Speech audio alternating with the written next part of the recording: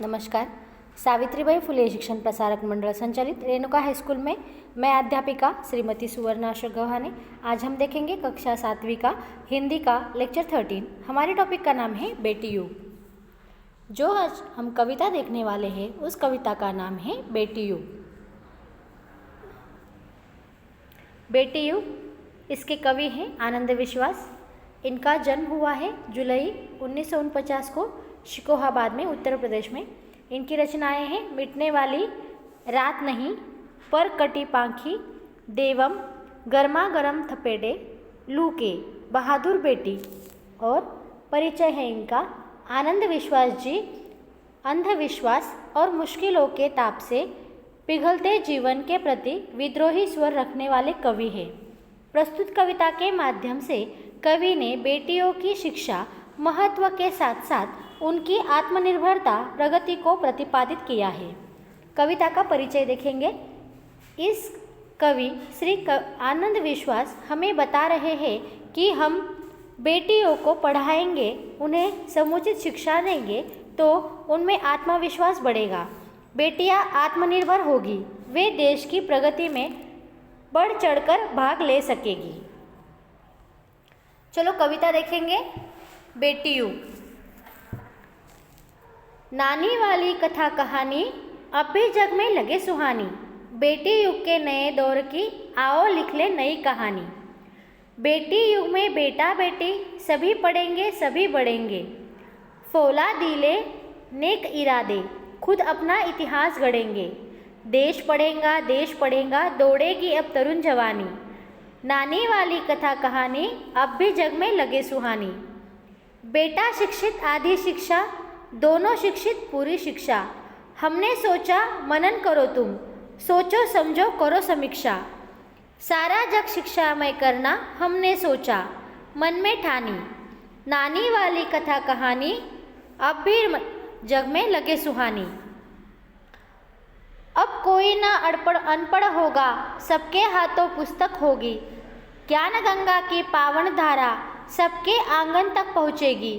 पुस्तक और कलम की शक्ति जग जाहिर जानी पहचानी, नानी वाली कथा कहानी अब भी जग में लगे सुहानी। बेटी युग सम्मान पर्व है, पुण्य पर्व है, ज्ञान पर्व है, सब सबका सम्मान करे तो जन जन का उत्थान पर्व है। सोने की चिड़िया तब बोले बेटी युग की हवा सयानी, नानी वाली कथा कहानी अब भी जग में लगे सुहानी। अब इसका हम सरल अर्थ देखेंगे। देश विकास कर रहा है, परंतु आज भी बच्चों को नानी द्वारा सुनाई गई कहानी प्यारी लगती है। आओ अब हम नई कहानियाँ लिखें जो बेटियों के नए युग से संबंधित हो। इस नए युग में लड़के और लड़कियां दोनों पढ़ेंगे, पढ़ लिख कर आगे बढ़ेंगे तो और तरक्की के मजबूत इरादे के साथ स्वयं अपना इतिहास लिखेंगे। जब देश के सभी लड़के और लड़कियां पढ़ेंगे तो देश आगे बढ़ेगा, युवक युवतियां प्रगति के दौड़ में दौड़ेंगे। आज भी बच्चों को नानी द्वारा सुनाई गई कहानी प्यारी लगती है। कवि कहते हैं कि केवल बेटों को शिक्षित किया गया तो वह आधी शिक्षा कहलाएगी, पूरी शिक्षा तभी कहलाएगी जब दोनों को अच्छी तरह शिक्षित किया जाएगा। यह हमारा विचार है, इस पर सभी को सोचना चाहिए, विचार करना चाहिए। हमने विचार किया है, मन में ठान लिया है कि सारे संसार को शिक्षित करना है। आज भी बच्चों को नानी द्वारा सुनाई कहानी प्यारी लगती है। अब समाज में कोई भी अनपढ़ नहीं होगा, सभी बालकों के हाथों में पुस्तकें होगी, ज्ञान रूपी गंगा की पवित्र धारा प्रत्येक व्यक्ति के आंगन तक पहुँचेगी, अर्थात हर घर का हर बच्चा पढ़ेगा। सभी जानते हैं कि कलम में कितनी शक्ति होती है, पुस्तकें ज्ञान का भंडार है। आज भी बच्चों को नानी द्वारा सुनाई गई कहानियाँ प्यारी लगती है। बेटी युग सम्मान पर्व होगा, यह पुण्य पर्व है, यह ज्ञान की प्रतिष्ठा का पर्व है।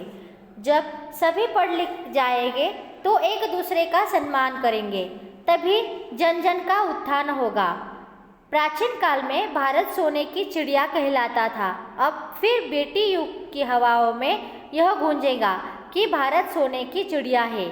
आज भी बच्चों को नानी द्वारा सुनाई गई कहानियाँ प्यारी लगती है। इस तरह हमने कविता और कविता का सरल अर्थ देखा। अब हम देखेंगे शब्दार्थ।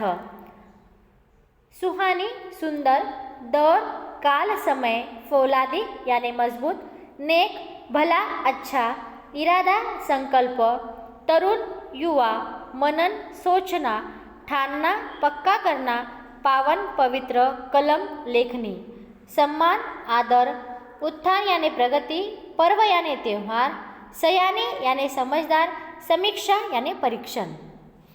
विरुद्धार्थी शब्द देखेंगे।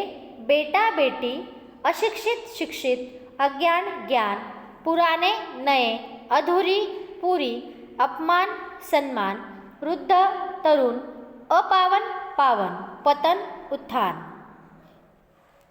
आगे के लेक्चर में हम 2 लघु कथाएं देखेंगे। धन्यवाद।